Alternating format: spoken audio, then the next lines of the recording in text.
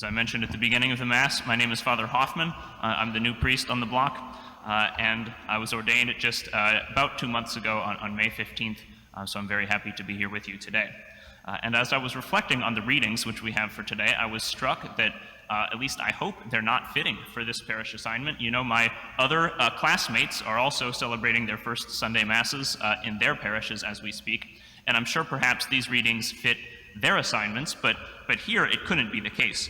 I have not surely been sent to a people obstinate of heart and hard of face, rebels against the Lord their God. Surely not. But these readings, I think, although they must not fit this parish assignment, do say quite a bit about me and also quite a bit about you. And so I think it's fitting for us to reflect, especially on these first two readings together today. Let's start with what the readings say about me. The second reading describes this lifelong battle of St. Paul with what we think is his predominant fault. And he doesn't tell us what that fault was, but we can speculate. Paul seemed to have a very forceful character. Perhaps an irritable disposition was the fault. We're not sure. It perhaps even could have been a physical ailment, but the fact that he doesn't tell us what this problem was is in fact an indication that it can apply to anyone and any fault or any weakness that we might have. And I, like St. Paul, but far worse, am weak. I, like Paul, am a convert. I was received into the church in college. And I, like Paul, am a priest, ordained only a few weeks ago. And as a priest, the Lord's power dwells in me in a special way. In a few moments, when I will say the words, "This is my body, and this is my blood," I will be acting through the power that the Lord has given me to speak his words in his name. A tremendous power, and yet a power that is perfected in weakness, in my own weaknesses which you all will certainly discover in one way or another. Never will I be able to turn to the Lord and say, "See, what I have done is perfect." But, alas, the same is true for each of us, and this is where the readings have something to say about us all. As Christians, all of us have been baptized. All of us have promised to abandon sin forever, to leave behind Satan and all his wiles and snares. And yet, who of us can claim to be truly sinless?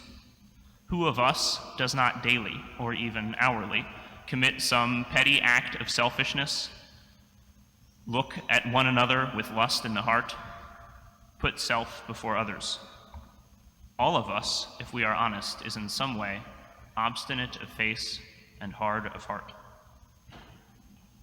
There is only one way to overcome this hardness of ours, this hardness in the face and in the heart, and that is to turn to the Lord, face to face and heart to heart. Our faces have been formed into obstinacy, and frequent sin has either given us the sneer of cynicism or a flippant grin. But the Lord's face, as he looks upon us from the cross, is softened into a glance of mercy rather than a hardened face. Like our faces, our hearts have long been hardened by sin. Our acts of selfishness have shrunken and shriveled our hearts until they cannot compare with the sacred heart of the Lord. His heart, unprotected and great with love for us, was pierced on the cross, pouring forth the blood and water that is our salvation. Turning to that heart of the Lord can transform our hearts into hearts like his, meek and humble, and able to love with all of our own power. And so our constant task as Christians is to hold before our faces and our hearts the face and the heart of the Lord.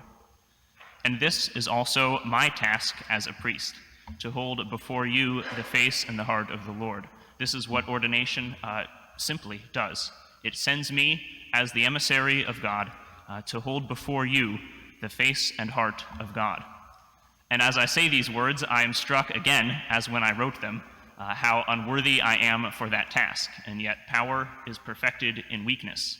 And so my task then is to hold before you always the perfect image of God, that is, the cross.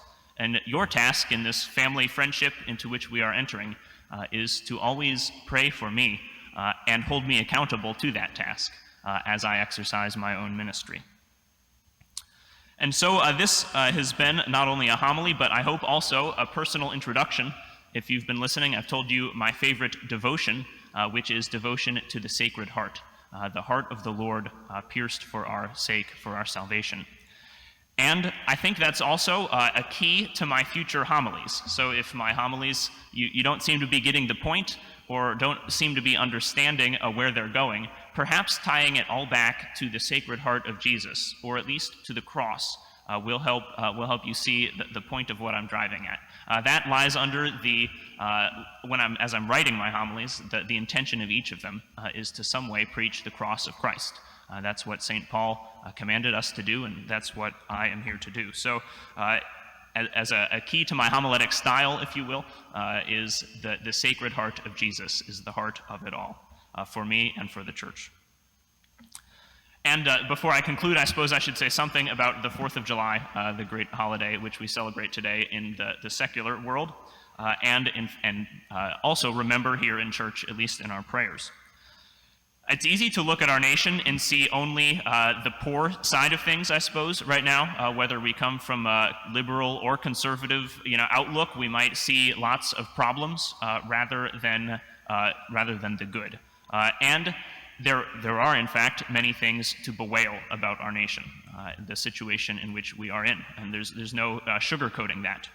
But I think these readings can help us be better citizens as well as better Christians. After all, if we realize that our first and greatest task is to transform our hearts so they become more like the heart of the Lord, meek and humble, we will be better citizens, better in our interactions with others, more humble, and more willing to recognize our own failings and listen to the views of others. So transforming our own hearts is not only our first Christian task, but it's also our first national task, I believe. And of course, the change should start with each of us. So let me say again, I'm so happy to be here with you, and I ask you to pray for me, as I will always pray for you, that I might that my heart might be transformed to be more like the heart of the Lord as I serve you as your priest, and so that all of us one day together might rejoice where the Sacred Heart of Jesus is our only joy in heaven forever.